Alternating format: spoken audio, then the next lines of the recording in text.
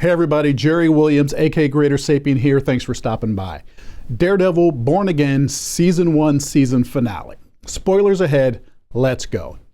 Last episode, we ended on Murdoch being shot while protecting Wilson Fisk from Bullseye's assassination attempt.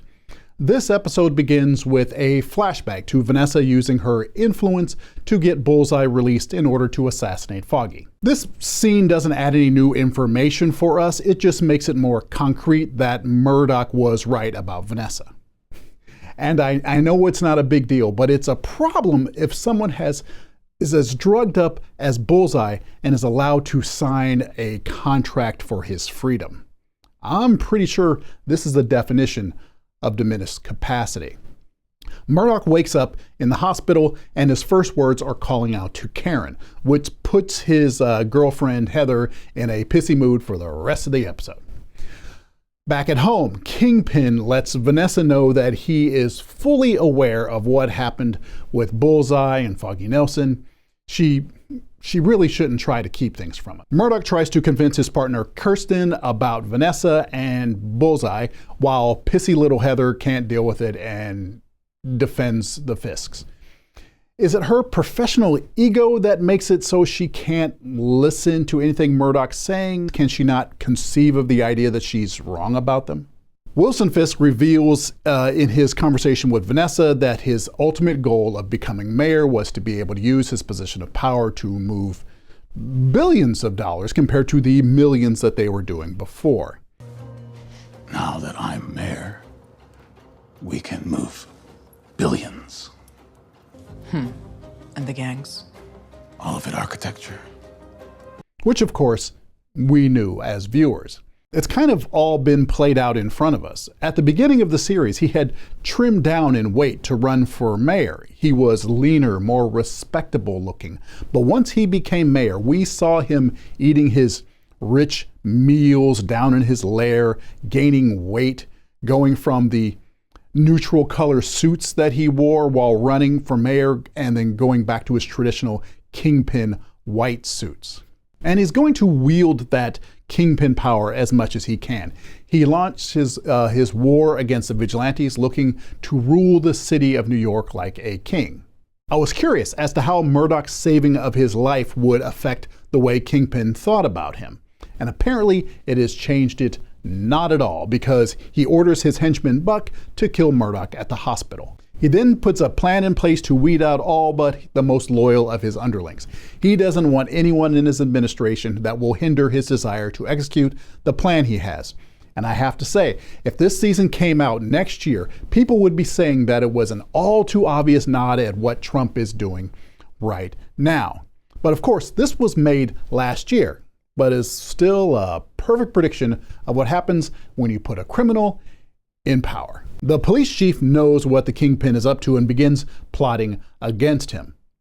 Kingpin conspires with friends at Con Ed to stage a citywide power outage, and Buck tries to use the chaos to go after Murdoch. Now, I don't know if he thought Murdoch was in a coma or something, but he knows Murdoch is Daredevil, and he knows that he's blind. Why did he think he could sneak up on him in the dark? Oh, I'm just going to camp outside the room of this hero with super senses and slowly pull out this syringe. Dum-dee-dee. And of course, Murdoch is not there. Now, I have to say, I wasn't pleased with the visual storytelling of this scene. We go from this exterior hall, which is spatially very compressed, to the interior room and back, and there's no real sense of where Murdoch and Buck are in relation to one another. It felt stiff to me, but I digress. Murdoch heads home only to find Frank Castle waiting for him. He says someone called him to help Murdoch, and we all know that it was Karen Page. Kingpin has sent a squad of his henchmen cops to Murdoch's place to take him out. Now, I wonder if these cops know that Murdoch is Daredevil, or have they just been told that Daredevil is there? Because I hate to think that they were told to send 20 cops to kill a blind lawyer. I mean, there's corrupt cops, but damn, that's messed up. Daredevil suits up and then the violence begins.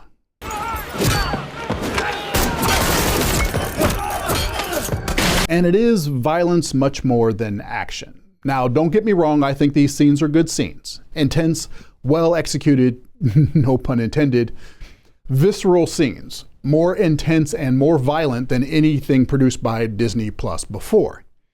But I'm probably in the minority when I say violent scenes are easier than good action scenes.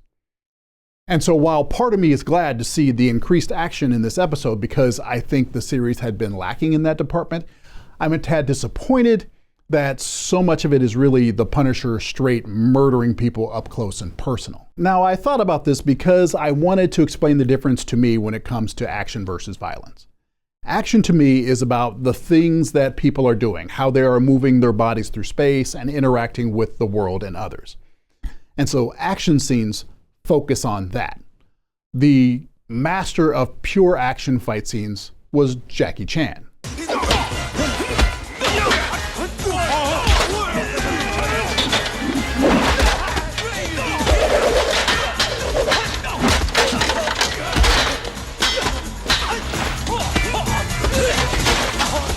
The emphasis is on what people are doing, the actions.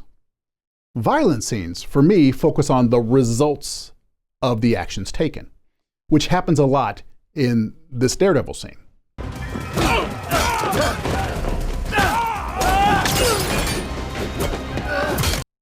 The focus is on the impact of the blows, the blood flying, the intense sounds of the bodies being torn. I'm not saying it's not entertaining, but I think if you move the camera back and let us see more of the motion through space, turn down the Foley on the impacts, we get more action and more entertainment. But that's harder. You have to plan more, as others will be in the shot and they have to be doing something. It's not an easier insert shot. A good example of that balance between action and violence is the now classic hallway scene from season 1 of the original Netflix series.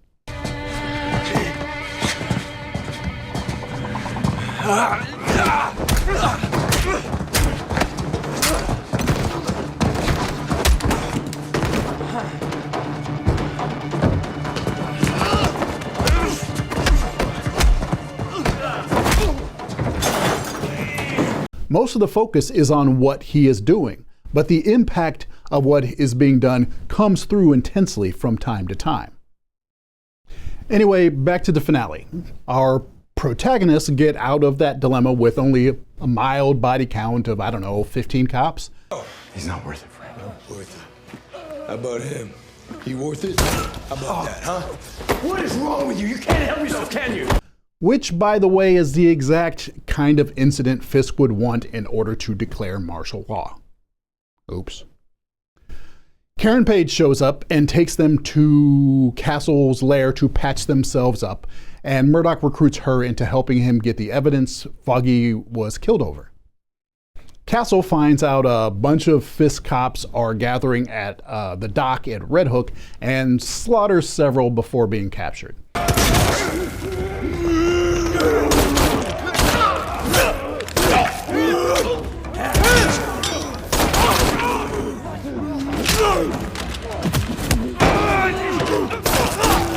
The little fanboys try to recruit Frank to their side, but he's not having it. You fucking clowns. Why me? Think you know my pain?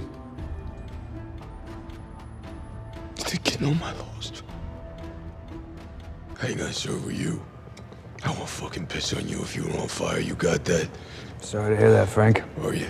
Meanwhile, the police chief is escorted to meet with Fisk, who not only reveals he hasn't left his violent nature behind to an assembly of cops, but also shows that he's back to full strength. Threaten our homes. I'm not even going to show that last part. If you haven't seen it, go find it. Woof. The next morning, the lights are back on, and Murdoch's, I would assume, ex-girlfriend Heather has thrown her hat in with Fisk to work for his administration. Thank you, Buck. Are you all right, sir? Yeah, I'm fine. You? Dr. Glenn, You know, I'm going to change this city. I'm gonna turn it into a place that we're proud to live in. But I need help. I would like for you to be my administration's commissioner of mental health.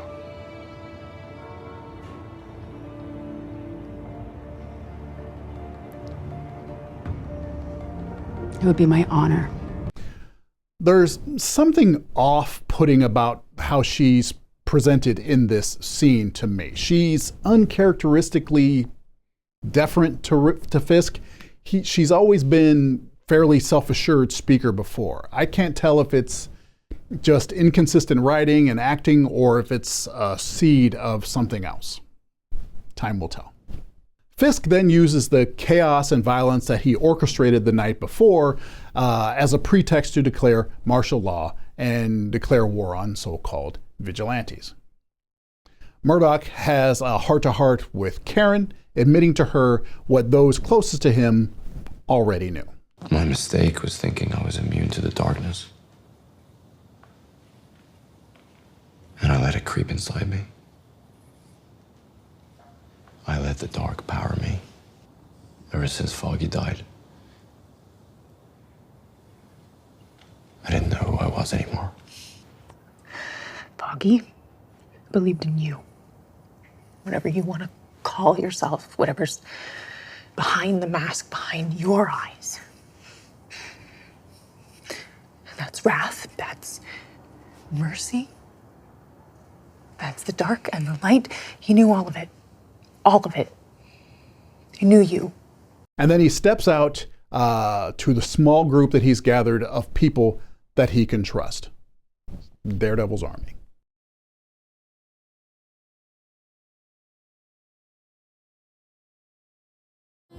I can't see my city, but I can feel it. We then see that even though Fisk has openly declared war on vigilantes, he's not holding those he's captured in city jail. No, they're sitting in cages in Fisk's little lair like Adam was.